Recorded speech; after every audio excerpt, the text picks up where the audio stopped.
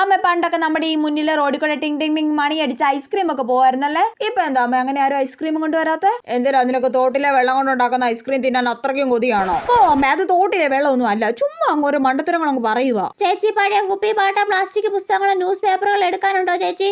അയ്യോ കുപ്പിയും പാട്ടയും ഒന്നും ഇവിടെ ഇരിപ്പില്ലല്ലോ. കുറച്ച് പുസ്തകങ്ങൾ ഇവിടെ ഇരിപ്പുണ്ട്.